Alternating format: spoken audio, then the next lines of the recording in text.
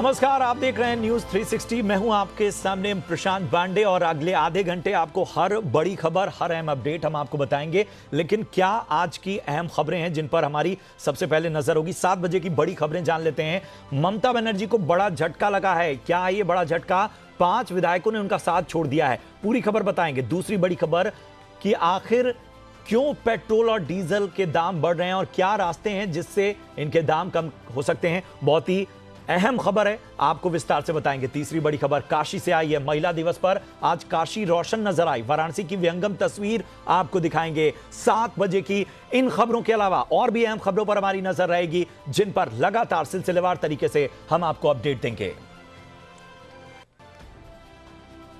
तो सबसे पहले बात अंतर्राष्ट्रीय महिला दिवस की। जी बिजनेस की तरफ से भी नारी शक्ति को सलाम। अंतर्राष्ट्रीय महिला दिवस पर वाराणसी से बेहद ही मनमोहक, बहुत ही विहंगम तस्वीरें देखने को मिली हैं। ये तस्वीरें हम आपको दिखाने जा रहे हैं। जरा देखिए इन तस्वीरों को, किस तरह से काशी में 80 घाट पर देश भर से 1000 महिलाएं जुटी। उन्होंने गंगा नदी के तट पर शिव तांडव स्तोत्र का पाठ किया और रोशनी से किस तरह से नारी शक्ति की रोशनी नजर आई। हाथों में दिया लिए, पूरी सुरक्षा, पूरे एहतियात के साथ यहां पर 1000 महिलाओं ने महिला दिवस पर नारी शक्ति को सलाम किया। दरअसल मुंबई की एक संस्था की ओर से यह विशेष आयोजन वाराणसी के 80 घाट पर किया गया। तस्वीरें देखिए, कितनी खूबसूरत तस्वीर ये नजर आ रही है। एक तरह से नारी शक्ति की रोशनी, नारी शक्ति की ज्योति आपको नजर आ रही है। महिला दिवस के मौके पर पारंपरिक परिधान में मौजूद इन सभी महिलाओं ने फेस शील्ड पहना हुआ था, क्योंकि कोरोना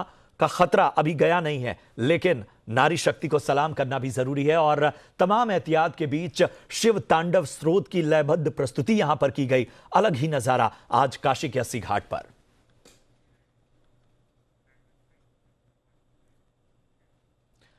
तो पूरी दुनिया नारी शक्ति को सलाम कर रही है और मौका खास, क्योंकि अंतर्राष्ट्रीय महिला दिवस है आज राज्यसभा की कार्यवाही शुरू हुई तो सबसे पहले महिलाओं को बोलने का मौका दिया गया। वहीं संसद भवन के साथ साथ कोलकाता की सड़कों पर भी महिलाओं की आवाज बुलंद होती नजर आई।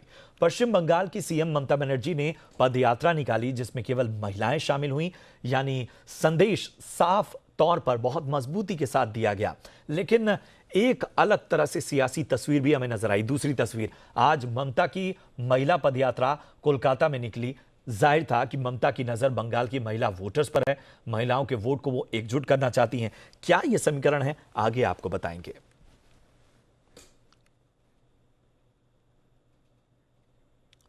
और आज दुनिया भर में अंतर्राष्ट्रीय महिला दिवस बड़े धूमधाम से मनाया जा रहा है। महिलाओं के सम्मान में बहुत ही विशेष कार्यक्रम आयोजित किए जा रहे हैं। और आज देश के राष्ट्रपति रामनाथ कोविंद ने भी महिला दिवस की शुभकामनाएं दी, साथ ही सलाम किया।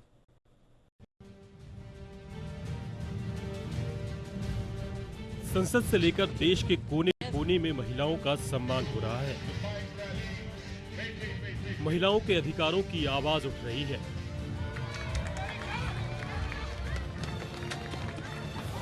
आज सदन की कार्यवाही में सबसे पहले महिलाओं को बोलने का मौका दिया गया।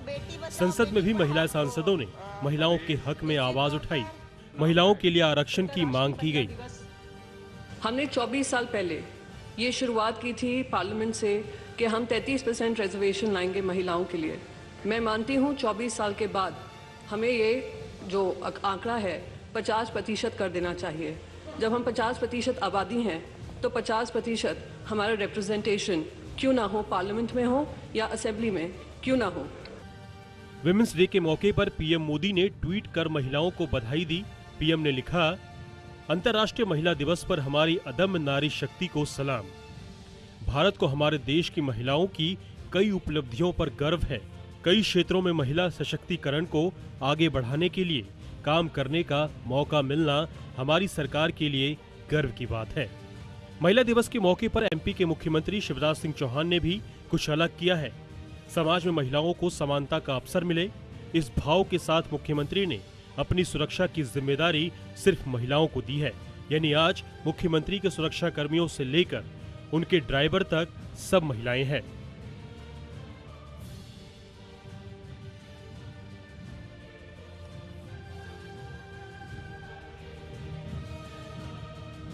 राष्ट्रपति रामनाथ कोविंद ने भी महिलाओं को वुमेन्स डे की बधाई दी। उन्होंने ट्वीट कर लिखा, अंतर्राष्ट्रीय महिला दिवस पर सभी देशवासियों को मेरी हार्दिक बधाई और शुभकामनाएं। हमारे देश की महिलाएं अनेक क्षेत्रों में उपलब्धियों के नए कीर्तिमान स्थापित कर रही हैं। आइए आज के दिन हम सब महिलाओं और पुरुषों के बीच असमानता पूर्णतया समाप्त करने का सामूहिक संकल्प लें। और चलिए अब आपको सुनाते हैं भारतीय वायुसेना की महिला अधिकारियों का देश की बेटियों के नाम पैगाम।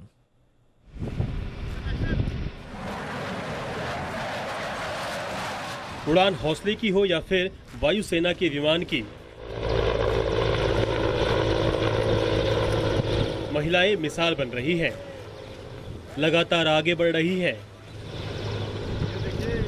भारतीय वायुसेना में 1607 महिलाएं तैनात हैं।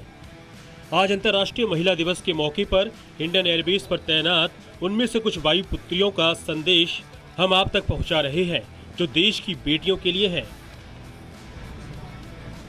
हम जितने भी यहाँ बैठे हैं या जितने यहाँ पे नहीं भी बैठे हैं, वो सबको पता है कि एक अंदर से जो वो बहुत ही भाव जो आता है, एक रिस्पेक्ट टू ईच अदर, कि हाँ तुम वहाँ पहुँची हो, मुझे बड़ी खुशी है, और हमें ये पता है कि हम यहाँ पहुँचे हैं, तुमने किया है। तो ये जो एक दूसरे के लिए जो अंडरस्टैंडिंग है, वो एक बहुत ही प्यारी सी फीलिंग है, शायद शब्दों में बयान भी नहीं कर सकते उस चीज़ को। तो रिस्पॉन्सिबिलिटी बहुत बड़ी है। It's good to have fame, it's good to have achievements, लेकिन उन अचीवमेंट्स को आगे तक लेके जाना और सिर्फ उन अचीवमेंट्स को अपने तक सीमित ना रखना, और इतना काबिल हो जाना कि सिर्फ वो फाइनली ये ना रहे कि हाँ वो एक इंसान ने वो अचीव किया था, ऐसे हम सैकड़ों और देखना चाहते हैं। आंखों में इरादों की चमक है, आवाज बुलंद है, और देश की ये बेटियां कहती हैं कि इन आंखों ने जो सपने देखे हैं वो खुद ही पूरे करने होते हैं। अपने सपने के लिए खुद को ही काम करना पड़ता है, कोई और आके आपको आपका सपना अचीव नहीं करवाएगा। तो पंख फैलाइए, ऊंची उड़ान भरिए और अपने सपनों को सच्चाई में बदलिए। ये वर्दी ही इनका अभिमान है और पहचान भी, और यही इनकी हिस्सेदारी का परचम भी है, जिसे आसमान में और ऊंचा लहराना है।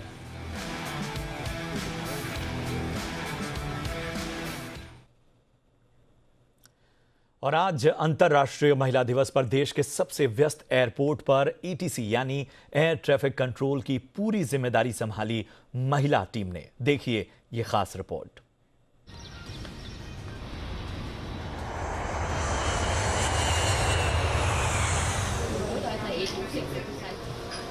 जब देश की बेटियां हवाई जहाज उड़ा सकती हैं, तो इन उड़ानों की कमान संभालना क्या बड़ी चुनौती है।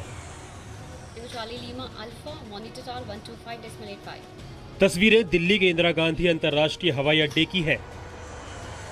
और आज अंतर्राष्ट्रीय महिला दिवस पर देश के सबसे व्यस्त एयरपोर्ट पर एटीसी यानी एयर ट्रैफिक कंट्रोल की पूरी जिम्मेदारी महिला टीम ने संभाली।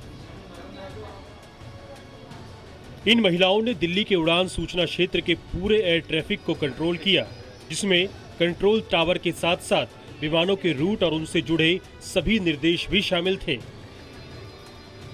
दिल्ली का एटीसी टावर पूरे दिन में 1200 से भी ज्यादा हवाई उड़ानें संभालने में सक्षम है, और एक वक्त ऐसा भी आता है जब एक घंटे में करीब 75 उड़ानों को एक साथ संभालना होता है। और ये सारा काम आज एटीसी की महिला टीम ही देख रही है, जो हाई लेवल ट्रैफिक कंट्रोल के साथ खराब मौसम या आपात स्थिति से निपटने में पूरी तरह सक्षम है। और अब अहम खबर आपको बताते हैं। पेट्रोल डीजल की कीमतों में राहत की फिलहाल कोई उम्मीद नजर नहीं आ रही, क्योंकि अंतर्राष्ट्रीय बाजारों में से ऐसे कोई संकेत नहीं मिल रहे हैं। ब्रेंट क्रूड का भाव अब $71 के भी ऊपर पहुंच चुका है। अब नजर सरकार पर है ताकि एक्साइज ड्यूटी में कटौती के जरिए कुछ राहत दी जाए। हमारे सहयोगी विश्वमोहन हमारे साथ जुड़ चुके हैं। विश्वमोहन, आपसे जानना चाहेंगे कि क्यों क्रूड लगातार उबल रहा है और पेट्रोल डीजल की कीमतें कम करने के लिए किस तरह के कदम उठाने की जरूरत है। बाजार है तो अगर उतार चढ़ाव तो चलता रहता है बाजार में, लेकिन फिलहाल कोई बड़ी राहत की उम्मीद नहीं लग रही कि क्रूड कीमतें इंटरनेशनल मार्केट में बहुत तेजी से नीचे आए। अगर फिलहाल बात करें तो शुरुआती कारोबार में आज $71 के भी स्तर को पार कर गया, जो 14 महीने में सबसे ज्यादा है। और पिछले 6 महीने में सिर्फ बात करें तो करीब करीब 75% महंगा हो चुका है कच्चा तेल, और उसी का असर यहां पर धीरे धीरे पास ऑन होता दिख रहा है। और लगातार कीमतें, यहाँ पेट्रोल डीजल लगातार की कीमतें लगातार बढ़ती जा रही है। और अब जो दूसरा उपाय है कि वो सरकार क्या कर सकती है, तो सरकार सेंट्रल गवर्नमेंट के पास भी और स्टेट गवर्नमेंट दोनों के पास ये विकल्प है। वो एक्साइज ड्यूटी अगर कम करे 4-4 रुपए के आसपास में अगर केंद्र सरकार करती है तो एक राहत कंज्यूमर को मिलेगा। और स्टेट का भी एक 20 से 25% के आसपास का बोझ स्टेट टैक्स का भी होता है पेट्रोल डीजल के प्राइसेस पे। अगर वो भी अगर 4 रुपए कम करे तो इक्वली अगर 4-4 रुपए कम करे तो 8 रुपए प्रति लीटर का तो राहत मिल ही जाएगा। उसके बाद अगर रिफाइनरीज कंपनी, अगर वाइड रिफाइनरीज कंपनी भी अगर कुछ राहत दे दे तो 10 से 11 रुपए प्रति लीटर का पेट्रोल डीजल के भाव नीचे आ सकते हैं। तो तीनों को मिलकर एक फ्रंट पे काम करना पड़ेगा, तभी राहत की उम्मीद है। लेकिन इंटरनेशनल मार्केट में प्राइसेस को लेकर राहत की उम्मीद नहीं है, क्योंकि दुनिया की जितने भी बड़े ब्रोकरेज हाउसेस हैं उनके टारगेट उन्होंने बढ़ाने शुरू कर दिए हैं। उनका मानना है कि 75 से $80 तक भी ब्रेंट क्रूड का भाव आने वाले दिनों में जा सकता है। और ब्रेंट के ही हम एवरेज प्राइस को, जो ओमान का क्रूड और ब्रेंट का और दुबई वाले क्रूड के ही एवरेज प्राइस को हम इंडियन बास्केट में लेते हैं। तो अगर उन टारगेट्स को देखें तो उस फ्रंट पे तो राहत की उम्मीद नहीं है। लेकिन स्टेट और केंद्र सरकार और रिफाइनरीज कंपनी अगर तीनों मिलकर काम करे, कुछ राहत दे टैक्स में, तब प्राइसेस नीचे आ सकते हैं। बहुत बहुत शुक्रिया करेंगे विश्व मोहन आपका। बढ़ते हैं अगली खबर की ओर और बात तमिलनाडु की एक मिसाल पेश करने वाले मारीमुथु योगनाथन की। योगनाथन बीते 30 सालों से अपने मजबूत इरादों पर टिके हुए हैं और प्रकृति को संवारने का काम कर रहे हैं। 52 साल के मारीमुथु 30 सालों में 3 लाख से भी ज्यादा पौधे लगा चुके हैं। ये पौधे उन्होंने अपनी जेब से पैसे खर्च करके, यानी अपनी सैलरी का कुछ हिस्सा बचाकर खरीदे हैं। यही नहीं, वो बस के मुसाफिरों को भी पौधे गिफ्ट करते हैं। कंडक्टर हैं वो स्टेट सर्विस जो है बैंक बस की, और इसके साथ ही 22 साल की उम्र से वो पर्यावरण को संवारने का काम कर रहे हैं। और उस दिन से लगातार मारीमुथु लगातार अपने शौक को बेहद खूबसूरती से अंजाम दे रहे हैं।